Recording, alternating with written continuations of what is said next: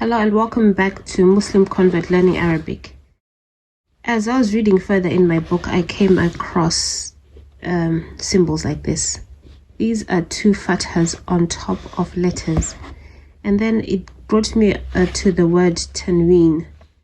And I noticed that as I was reading, I found that these two letters, two fathas on top of a letter, are called Fathatain. These two.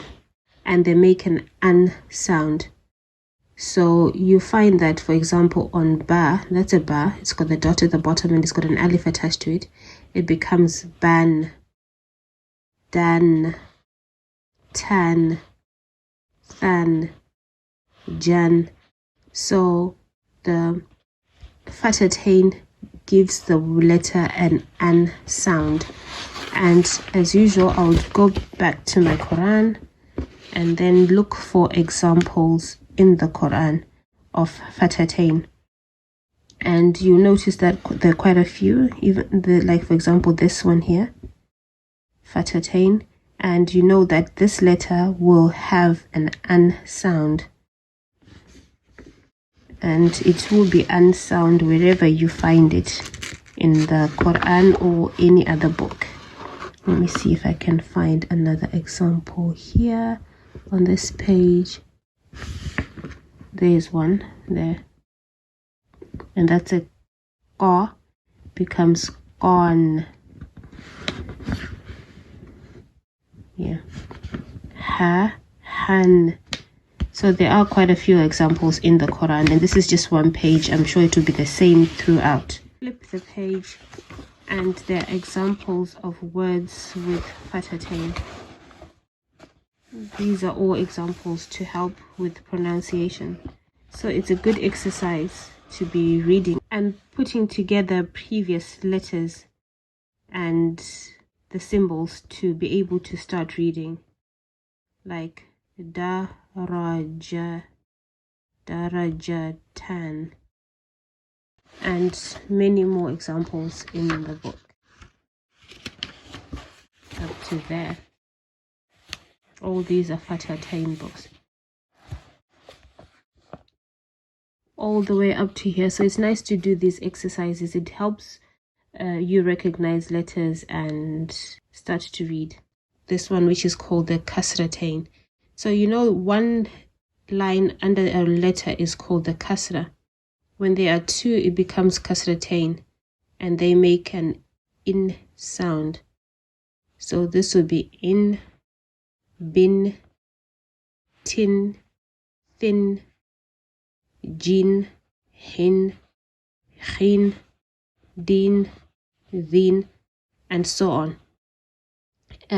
So like this one will be min, nin, win, fin, tin. So you just remember that it makes an in sound for any letter that you find it under.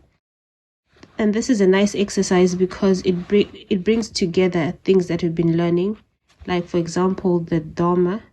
And this is what meme looks like in the beginning. You can look at my previous videos of what letters are supposed to look like in the beginning, the middle, and the end. That is very helpful because it helps you recognize letters depending on where they come in a word. So this one will be mukinin. Mukitin.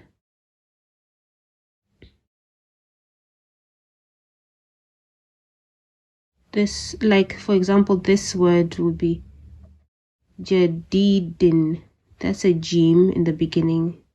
Dal, which doesn't join. And I also did a video about this. Letters that don't join to letters on their left. And that's a ya. And that's a dal with the tanween. Jadidin. And then going to the Quran to see examples of Kasratain. Here's one here. See. So we know this makes a din sound since it's dal. So it's nice to see examples in the Quran. And like I said, every time you learn examples and how to pronounce them, it's one step closer to be able to read in the Quran. I showed you how to pronounce the Tanween, Kasratain, and now it's Dammatain.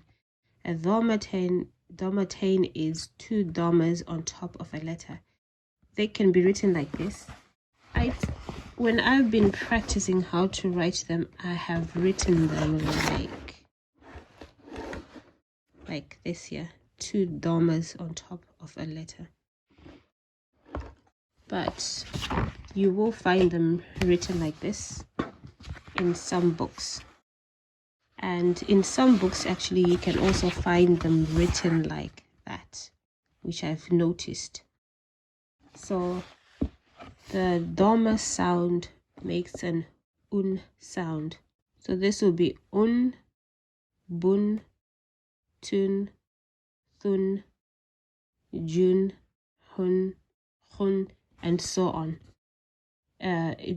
Lun, mun, nun, wun. So if you know your alphabet, then you know how to pronounce the letters, and then you just make an un sound at the end of the letter. So you've noticed the letters, and here again there are exercises to help with the pronunciation. Kitabun, which is a book, and it's written like that, and that's the un sound at the end. And then going to the Quran to look for a Dammatain, and here is one right there. So we know this letter now makes an un sound, and this un is for ra, not dal, because dal has its own kasra there. And then you've got these two, and on this page it's got an example of all three: the Fathatain there, the Dammatain there, like I had pointed out, and then there's also Kasratain right here. This all helps with learning to pronounce the letters, and it's all coming together. Thanks for watching, and see you again in the next video.